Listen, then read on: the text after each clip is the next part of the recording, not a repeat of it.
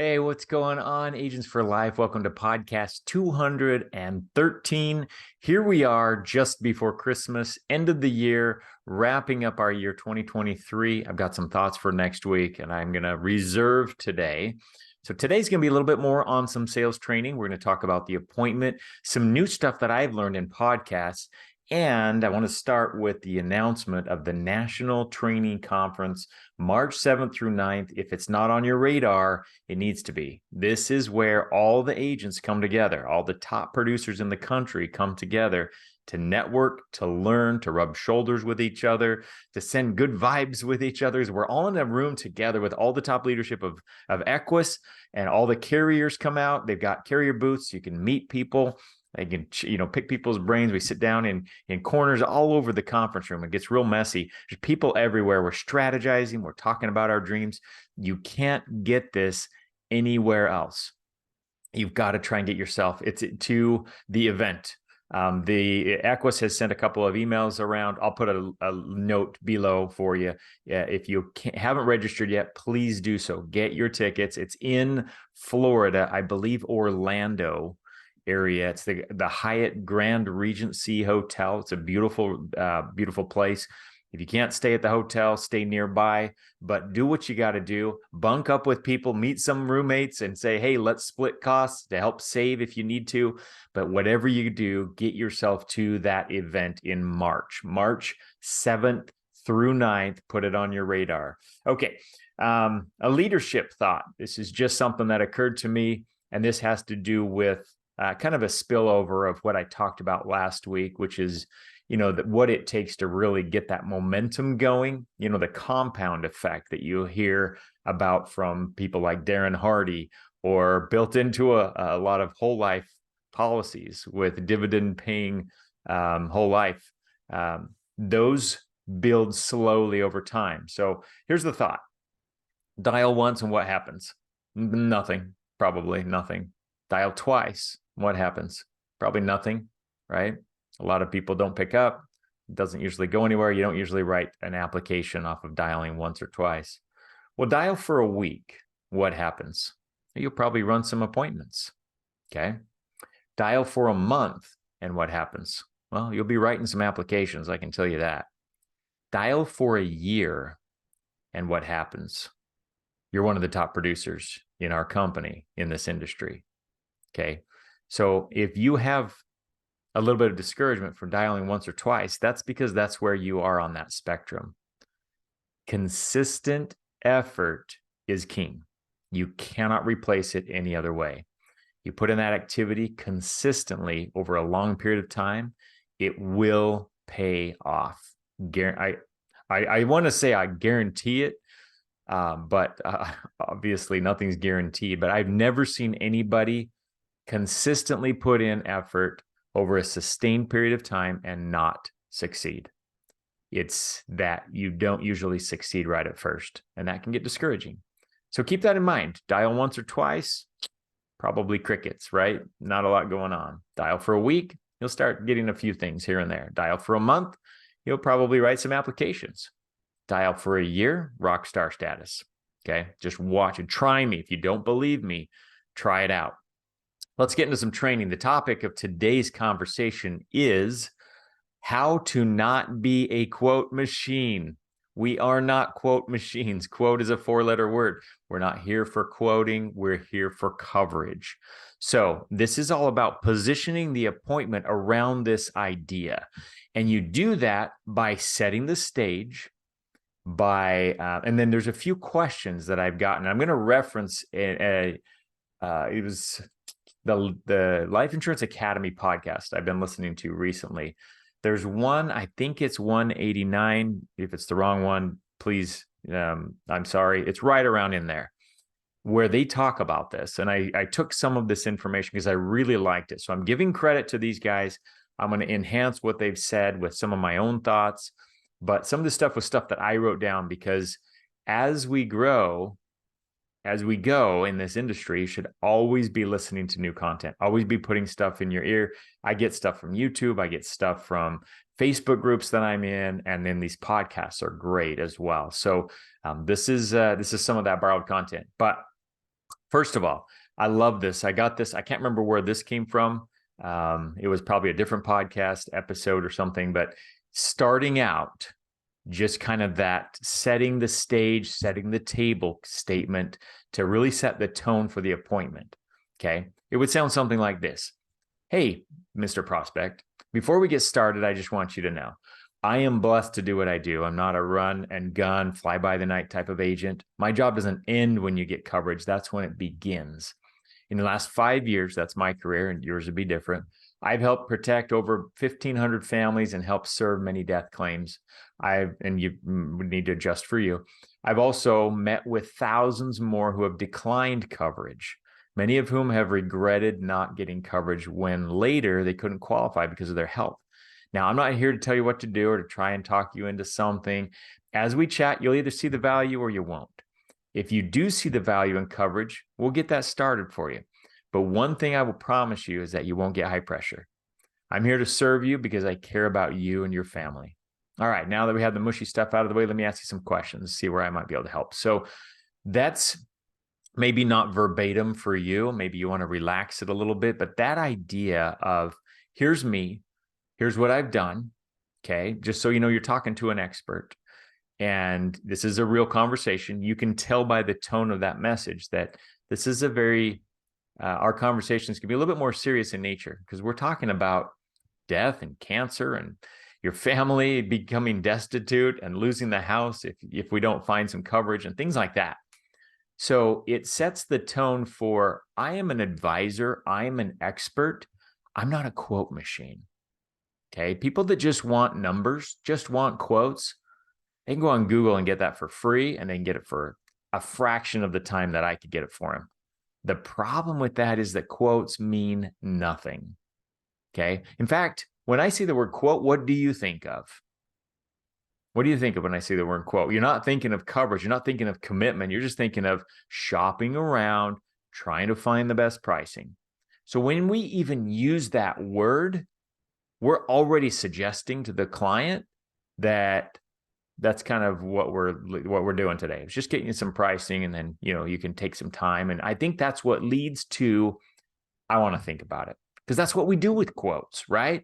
You ever shopped around for houses? You're going around, you're visiting neighborhoods. What are you doing? You're gathering all the new homes. You visit that little sales center. You're gathering all those brochures. I remember doing this years ago when we were looking for a home. And then you go home and you lay everything out on the table and you look, well, there's this one. I like this area. Oh, that they're asking too much, though. Those homes are a little bit pricier. And there's this one over here. And that's what you do, is you compare, but you don't make a decision. Okay. You get quotes because you're gathering information. It's a different stage than I want to protect my family. So a couple of points that I like to make during that process is, number one, I like to ask, are you looking for quotes or are you looking for coverage? Okay. Number two point that I like to make is something is better than nothing. Okay. If we started small, I'll call it a starter plan for maybe 50,000 of term. And I don't know if that's going to be high or low depending on age, but let's start with a small plan. 50,000. Would you agree with me, Mr. Jones, is better than 0,000? In other words, if we can't cover your whole mortgage because it's too expensive, or if we can't get that $250,000 or $1 million policy you want because it's too expensive, would you agree with me the next best thing is to get something smaller so at least your spouse has something? Because 50,000 is better than 0,000, right? And then we can always get more later. You see, make it easy for them to say yes. Make it easy for them to want to do business with you. Oh, yeah, well, that makes sense. I can get another one later. Oh, well, then let's start with this one because it's only $23 a month, right? Okay, so a couple of more things, and I got this from the podcast. I love these ideas, so I wrote them down. This idea of two jobs, okay? Two jobs. I have a job and you have a job. So we each have a role here, and this is kind of setting the stage. My job is going to be to shop your case around with all the carriers to see where you're eligible and who will give us the best rates. That's my job. I'm the underwriter, okay? Your job, and I'm talking to the prospect right now, your job is to determine the budget. So I'm assuming you're not going to pick something you can't afford, right? Silly statement, right? But it really suggests, hey, if we're talking about something you can't afford, that's on you, because your job is to pick the budget. I love defining the role there because we're building this together. I'm going to be suggesting the ones that fit you the best based on underwriting, and you're going to be picking the one that works best in your budget, because you know your budget, I don't, right? So my job, your job, all right? Love that. Here's another one. Again, this is setting the stage for you to not be a quote machine. We are here to get coverage. So listen to this one. I'm assuming, Mr. Prospect, Mr. Jones, that if we can find something to take care of Nancy, the spouse, Margaret, whoever, when you're gone, that's something you'd at least want to apply for to see if we can get you approved. Is that right? Okay, let me say it again. I'm assuming, Mr. Jones, that if we could find something to take care of your wife when you're gone, not if you're gone, when you're gone, that's something you'd at least want to apply for to see if we can get you approved, correct? So it's an assumptive statement, but this isn't what you'd start out with, but if you've gone through that pain and they can see, yeah, I need coverage, that would be a good next step, is to ask that question. I'm assuming you'd want to at least apply to see if we can get you approved, right? At least apply, right? Because that is the bottom line next step.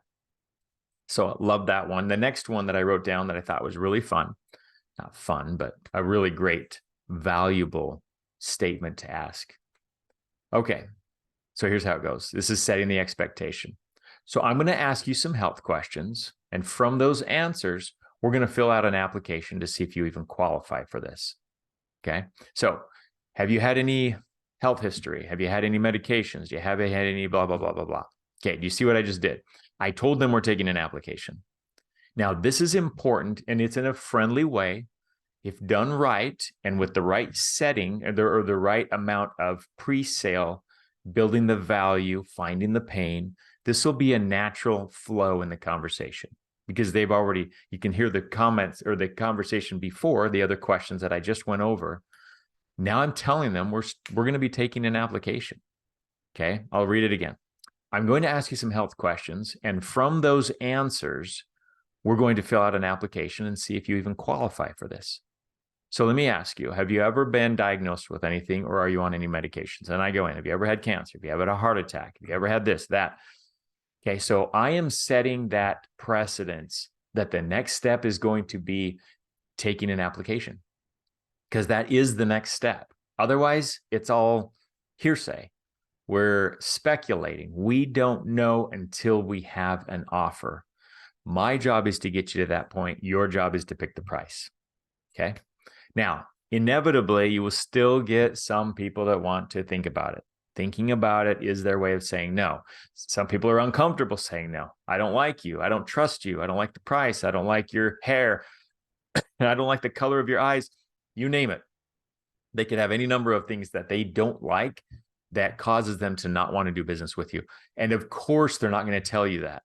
Okay. Who's going to tell you, I don't want that because I don't like doing business with you? Like, people aren't that blunt usually. So it comes out in the form of, I want to think about it. I don't make decisions like this in haste. We need some time to deliberate and talk amongst ourselves, that type of a thing. So that's what you're hearing, but that's not what's going on deep down inside. So anyways, when you do get that, no matter how hard you try, you're still going to get some think about it. So if you're getting a lot of these, here's a great way that you could handle that. This is another option. So based on our conversation, it sounded to me like it's very important to you that Margaret is taken care of when you pass away. Is that right? So I first want a confirmation. I want to know, yes, they do, in fact, want to take care of their family. If they say no to that question, we really don't have a need to keep talking. Okay. But I want to confirm, based on our conversation, it sounded to me like it's very important that Margaret get taken care of when you pass away, right? And then let them answer. We also agreed that you have options, and that doing nothing is also one of those options. But it sounded like you had some concerns. So can you tell me, let me ask, is this an affordability issue for you? Is this an affordability issue for you? And then go from there, because you want to address the concern. You want to isolate what it is. I want to think about it. Well, what do you want to think about? That's a pretty rude way of saying, well, but that's really what we got to get to. What do you want to think about? What is there to think about? Are you wanting to think about the coverage, or are you wanting to think about the price? And if you can isolate, well, I want to think usually it comes down to price. Almost always it comes down to price. But I don't want to assume that. I don't want to put that in their mouth. I want them to tell me. And the way I do that is by smart, guided questions, asking and drawing that out. So tell me what's most important to you, getting coverage or just getting pricing right now? Reiterating the need, going back to that why. So it's almost should be a surprise at this point. If you've gone through everything and you get to the end and they say, I want to think about it. It's almost like, wait, what? Seriously? I mean, I don't say that, but that's kind of the natural reaction that should happen if you've done a good job on the front end of the conversation. So based on our conversation, it sounded to me that it was very important to you to get coverage on Margaret in case or for when you pass away, right? Yes, I want to acknowledge that. Great. We also agree you have options. And we presented several options that hopefully were within budget. You told me you were going to pick something that was affordable, right? So this does fit your budget. So if this was, let me ask you, and this is another great way to handle it. If this was free, would you still want the coverage? And they would say yes or no. Ideally, they would say, yeah, well, yeah, who wouldn't, right? So it is about the price. Okay, well, then let's make sure we find something that is affordable. It sounds like from what you're telling me, and I always like to reiterate that, from what you're telling me, it sounds like we're a little too high priced. Does that sound right to you? Okay, so if we back it off a little bit, do you think that would be easier for you to get started? Okay, something along those lines. So anyways, I don't want to belabor the point, but these are some really good tips, some really good questions you can jot down mentally. So if you come across this, you can kind of minimize it or prevent it by some of those pre-sale statements and questions that you ask at the front of the conversation, so that you get fewer people wanting to think about it, because thinking about it suggests quote mentality. And we want to get out of quote mentality. We need coverage mentality. We are here to protect their family, not just quote machines. I'll leave you with that thought, and I look forward to chatting with you next week.